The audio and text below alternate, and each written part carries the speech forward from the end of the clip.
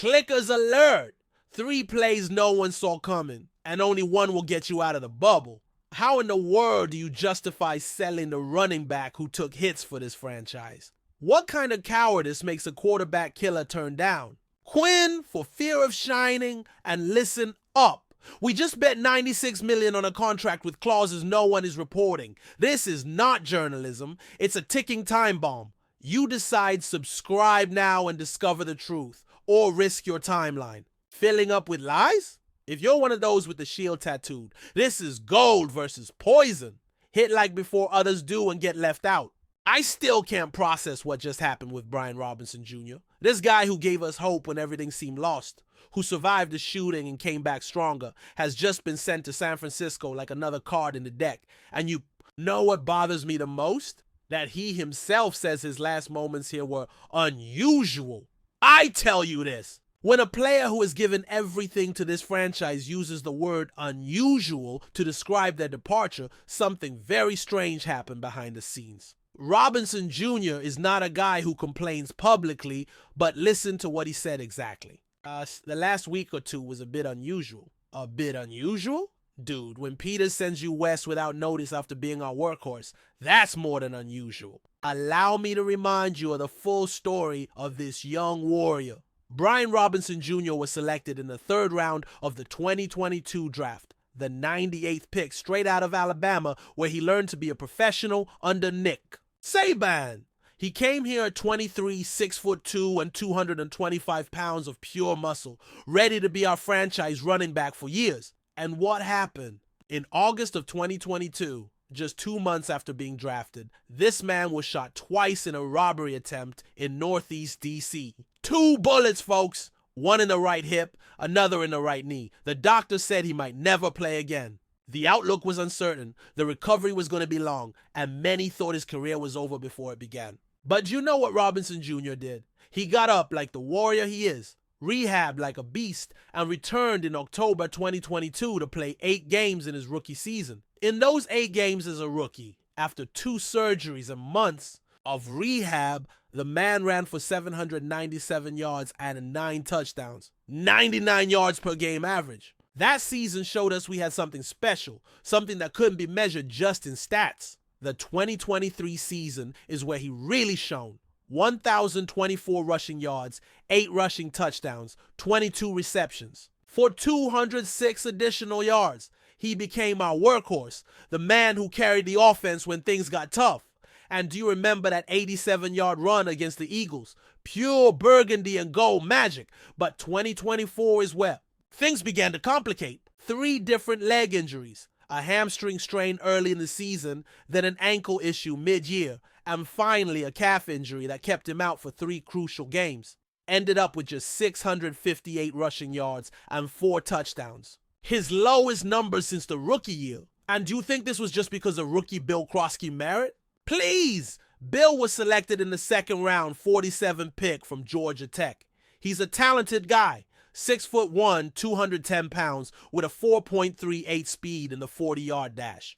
But swapping a proven veteran for a rookie, no matter how talented, requires more explanation. I believe there's more to the story here. During the training camp, sources close to the team reported that Robinson Jr. seemed different. Some said he didn't have the same explosiveness. Others mentioned he seemed worried about another injury. Dan Quinn never publicly talked about issues with Robinson Jr., but the speed with which this trade went through says a lot. San Francisco's offer came last Tuesday. By Wednesday afternoon, the trade was completed. Do you realize how fast that was? Normally, these processes take days, even weeks. Here, it took less than 24 hours. Either the 49ers made an offer Washington couldn't refuse, or the organization had already decided it was time to move on. And what did we get in return? A conditional 5th-round pick in 2026 that can become a 4th if Robinson Jr. plays a certain number of snaps. A conditional 5th round for a running back who was supposed to be our future 2 years ago.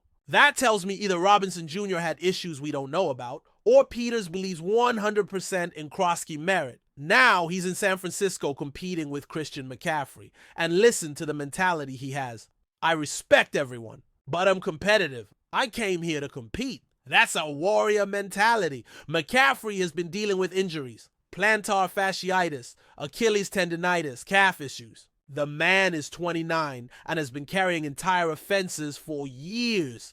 Kyle Shanahan needs depth in the backfield, and Robinson Jr. knows he has a real opportunity. In San Francisco, he's not going to carry 20 to 25 times per game as we expected here. He's going to be the perfect complement to McCaffrey, the fresh legs when needed, the closer in the fourth quarter. But do you think Peters made a mistake with this move? Because I'll tell you this, when you trade a player who knows your system, who has chemistry with Jaden Daniels, and who represents everything it means to be a commander, you better have a master plan behind it. And now comes the craziest part. Demarcus Lawrence, a guy who played under Dan Quinn in Dallas, who knows exactly what this coach can do with a defense, turned us down. And do you know what his excuse was? Get ready, because this will leave you speechless, this man said. And I quote, "Why do they need me? If they already have that kind of team, they don't need me. They're crazy." This guy just told us he doesn't want to compete because we're too good. I can't believe what I'm hearing, but let me give you the full context of who Demarcus Lawrence is and why this rejection hurts so much. This guy is a 6'3", 265-pound defensive end who has been a wrecking machine for 9 years in the NFL. Drafted by Dallas in the second round of 2014 from Boise State, and since then, he's put up numbers any franchise would want in their defense. Do you remember 2017 and 2018? Lawrence had back-to-back seasons of 14.5 sacks each. 29 sacks in 2 years. He was selected to the Pro Bowl 4 times, second-team All-Pro in 2017, and during his peak, he was considered one of the top 5 pass rushers in the league. His career numbers speak for themselves. 70 sacks, 17 forced fumbles, 395 combined tackles. But you know what's more important? His relationship with Dan Quinn. When Quinn arrived in Dallas as defensive coordinator, in 2021, he unlocked another dimension in Lawrence's game. Under Quinn, Demarcus wasn't just a pass rusher, he became a complete player. Quinn used him in run defense situations, moved him all along the defensive line, even occasionally dropped him into coverage. In 2021, with Quinn coordinating the defense, Lawrence had 7 sacks, 19 QB hits, and 2 forced fumbles. But the numbers don't tell the full story. Under Quinn, Lawrence became the vocal leader of that Dallas defense, the veteran presence keeping. Everyone in line. Quinn trusted him to communicate pre-snap adjustments, to mentor younger players, to be an extension of the coaching staff on the field. And now I ask you this, what kind of loser mentality is that? Here we have Dan Quinn, who turned Dallas into a defensive machine, offering him the chance to be part of something special in Washington.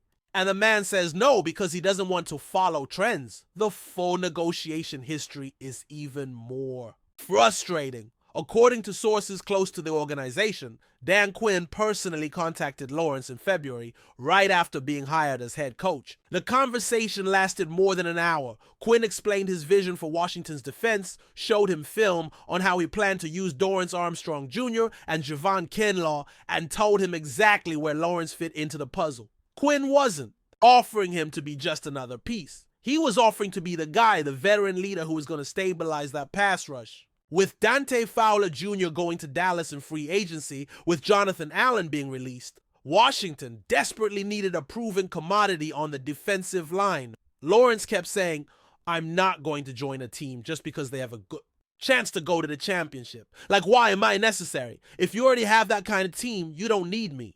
Brother, that's exactly why you should want to be here. The Patriots won 6 Super Bowls because veterans wanted to be where championships are won. Do you remember Chris Long in 2017? The man left money on the table to go to Philadelphia because he wanted a ring. Richard Seymour to Oakland? Randy Moss to New England? Great players go where they can win. They don't shy away from competition. Washington's financial offer was respectable. 1 year, $8 million guaranteed, with incentives that could bring the deal to $12 million. It wasn't a mega deal Lawrence wanted, but it was fair market value for a 33-year-old player coming off a season where injuries limited him to just 11 games. Seattle offered 3 years, $24 million total, with $14 million guaranteed. More security, more years, but also more risk for the Seahawks given Lawrence's recent injury history. Mike Macdonald needed veterans in his first season as head coach, and Lawrence fit perfectly into his defensive scheme. I believe there's more to the story here, too.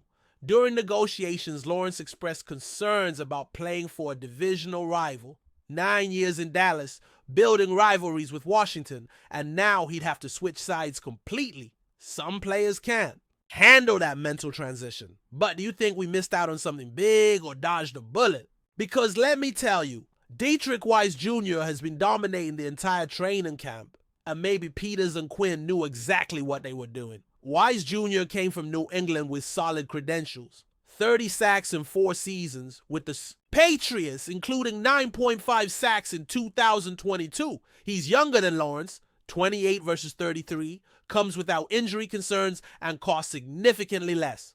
2 years, $14 million total. He's been working out with Dorrance Armstrong Jr. all summer, and the training camp reports are that their chemistry is immediate. In the internal scrimmages, Wise Jr. has already registered multiple sacks, shown great pursuit in run defense, and most importantly, embraced the leadership role Quinn expected Lawrence to take.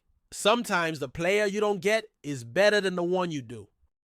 And to close with a flourish, we finally have our WR1 where he belongs. Terry McLaurin just signed a 3-year, $96 million extension. And I tell you, every penny is justified. Every penny! After weeks of drama, over $300,000 in fines, a holdout that became a holding, and even a trade request, Scary Terry finally has the contract he deserved for years. $32 million per year. Tied with A.J. Brown as the 6th highest paid receiver in the league. But this contract represents much more than numbers on paper. It represents validation for a player who has been carrying this offense since he arrived as a 3rd-round pick in 2019. It represents security for a man who has given everything to this organization, who has been professional through coaching changes, quarterback carousels, and seasons from hell. Let me take you through the complete timeline of this contract saga, because it's been more dramatic than any soap opera. It all started in January, right after Washington lost in the NFC Championship to the Lions. McLaurin had the best season of his career.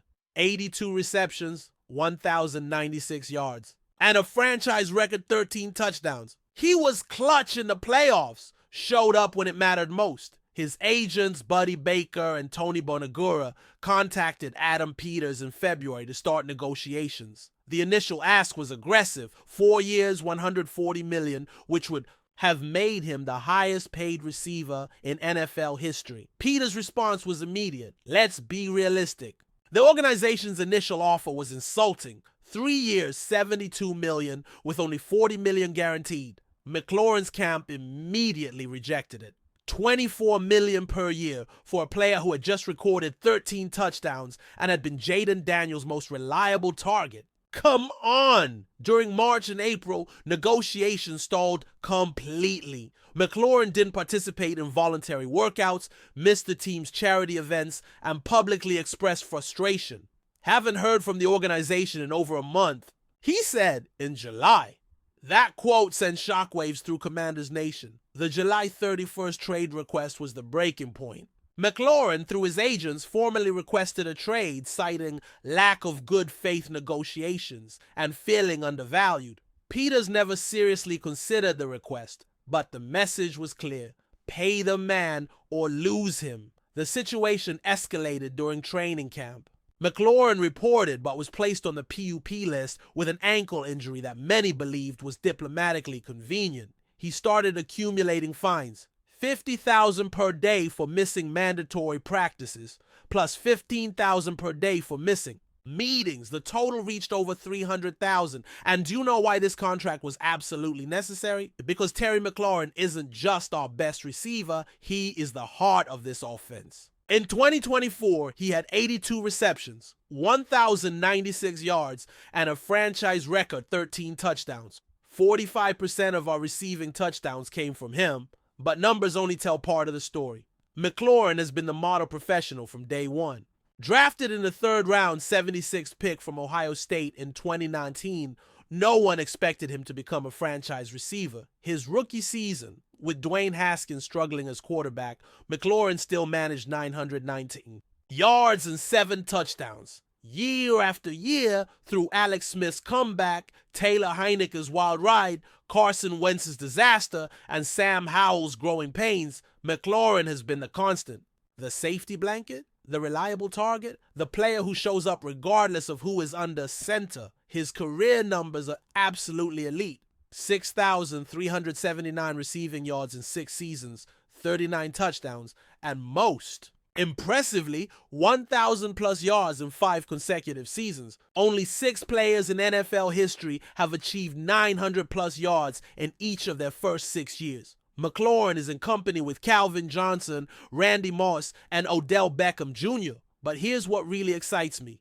The chemistry he has with Jaden Daniels is absolutely magical. When Daniels threw to Terry, his QBR rose to 90.6. 6 of his 12 explosive passes over 30 yards were to McLaurin. In red zone situations, Daniels looked for Terry on 34% of his attempts. The connection they developed during Daniels' rookie year was immediate. During OTAs, coaches noticed McLaurin staying after practice to work with Daniels on route timing, release techniques, reading coverages together. By training camp, it was clear they had something special. In their first game together, McLaurin caught 8 passes for 86 yards. By mid-season, opponents were rolling double coverage towards McLaurin on every snap, and he still was getting open. His route running became even more precise. His hands became even more reliable. His football IQ continued growing. The playoff numbers tell the complete story. Against Tampa Bay in wildcard, 7 receptions, 89 yards,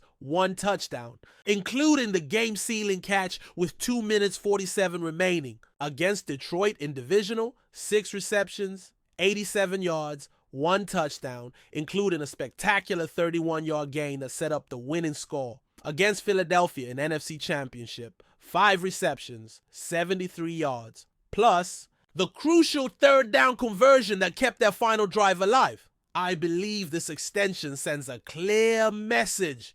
The Commanders are building something special, and they're not going to let their most important piece leave. McLaurin is 29, will turn 31 when the new contract starts. But this man has surpassed 1,000 yards in 5 consecutive seasons. The market dictated this contract too. DK Metcalf's extension with Pittsburgh. 4 years, $132 million. Garrett Wilson with the Jets. 4 years, $130 million. A.J. Brown's deal with Philadelphia. 4 years, $128 million. McLaurin's production compared favorably with all these players, and his reliability has been superior. The $30 million signing bonus is immediate validation. The $96 million total value with $68 million guaranteed provides security that McLaurin and his family needed. But most importantly, the deal keeps him in Burgundy and Gold through his prime years, through Daniels' development, through what could be multiple championship runs. Look, after analyzing these 3 stories in depth, I have a very specific question for you. Will Brian Robinson Jr. prove us wrong? Did Lawrence really miss the opportunity of a lifetime? And will McLaurin justify every dollar of those $96 million? Because each of these moves reflects the philosophy of Adam Peters and Dan Quinn.